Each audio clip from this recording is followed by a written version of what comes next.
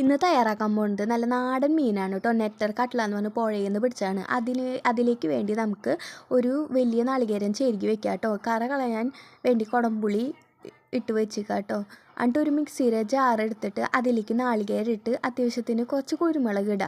എന്നിട്ട് വെള്ളം ഒഴിച്ച് നമുക്ക് അടിച്ചെടുക്കാം കേട്ടോ. നിങ്ങളുടെ ഇഷ്ടത്തിനനുസരിച്ച് വെള്ളം എടുത്ത് അടിച്ചെടുക്കാം. ഞാൻ 4-5 വട്ടമൊക്കെ ഞാൻ അടിച്ചെടുക്കുന്നുണ്ട്. എന്നിട്ട് ഒരു ചട്ടിയിൽ അതിൻ്റെ പീരൊക്കെ മാറ്റി ഒഴിച്ച് വെച്ചിട്ടുണ്ട്.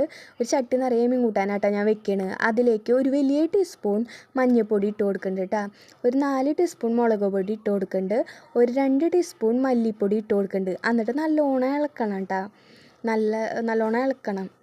അതിൻ്റെ കട്ടയൊന്നും വരാൻ പാടില്ല. നല്ലോണം ഇളക്കണം. അതിന് ശേഷം നമുക്ക് ഒരു ടീസ്പൂൺ ആവശ്യത്തിന് ഉപ്പിട്ട് കൊടുക്കാം. കറ കളഞ്ഞ് വെച്ച കുടംപുളി നമുക്ക് ഇട്ട് കൊടുക്കാം കേട്ടോ. കുടംപുളി ഇട്ട് കൊടുത്ത് നല്ലോണം തിള വരുമ്പോഴാണ് നമ്മൾ മീനിട്ട് കൊടുക്കേണ്ടത്.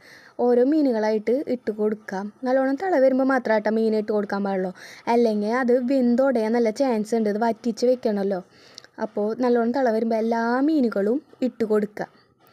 നല്ലോണം അതിലേക്ക് പച്ചമുളകും വേപ്പില ഇട്ട് കൊടുക്കണം കേട്ടോ. നല്ല ടേസ്റ്റാണ്.